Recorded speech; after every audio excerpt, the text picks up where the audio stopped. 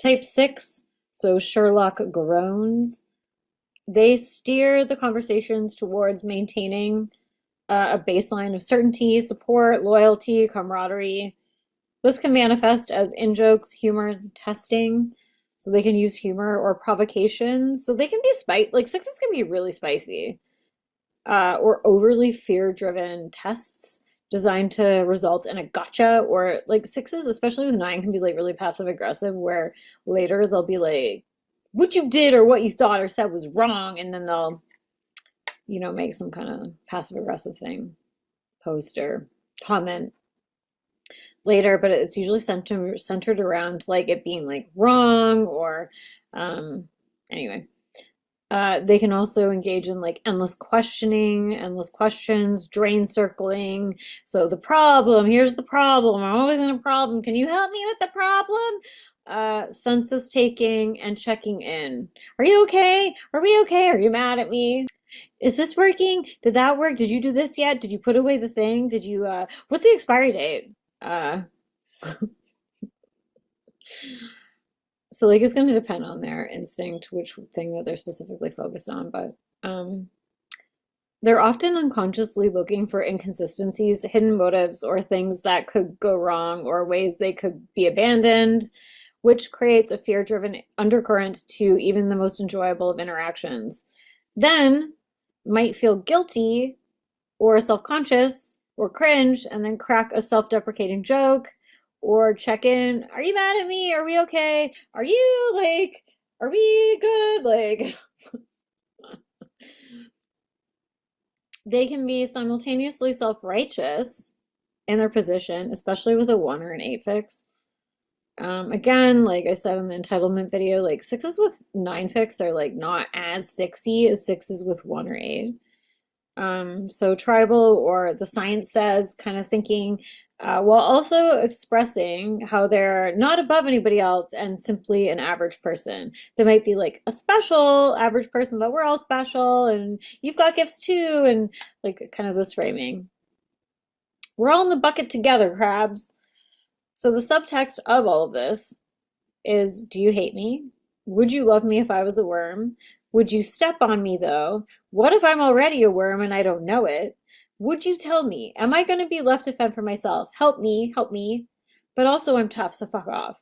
There's the whole like counterphobic 6 or phobic 6 thing, which I don't know. I really think that like counterphobic 6s are just like 6/8s, but sixes can just slip into like opposition, and it is more like a protective measure. It's not they're being counterphobic. It's like I'm slipping into like I don't need you, okay? Like I'm good, and it's like a security thing. Like it's a safety thing. Do they feel safe with you? Do they not feel safe with you? I don't need you. Yeah, it can be like protecting their ego. So how sixes can hijack conversations. They might introduce a hypothetical threat that derails the conversations into worst case scenarioing, anxiety spinouts, debates, arguments. Like sixes can be really provocative. Like even if sixes are like kind of consensus types, like sixes at like the dinner table, for example, can be trolls. Like 9 wing 8s can be trolls, but sixes can be real trolls where they're like purposely trying to like start shit. And part of it is like testing. It's also testing boundaries. It's also just like, I don't know, they're trying to like see what you think about something. Um, or they're trying to like blame you for something indirectly. And yeah, they can get into arguments, and then it almost can feel like sometimes interacting with a 6, especially if they're annoyed with you, can feel like covert lie detector hazing rituals, or like if you're new and they're not sure like where you stand, like what kind of person are you, I'm getting vibes off you, then they engage in these like sort of truth hazing rituals. They might also get overly fussy about facts or making sure everyone is on the same page. And while they can be the funniest, most irreverent person in the room, like most comedians, I feel like are 6s, um, where you feel like you're at a private open mic session and you want to. Like 6s are often like really fucking funny. Um, I mean, there's certain trifixes that might be less funny. I won't name them.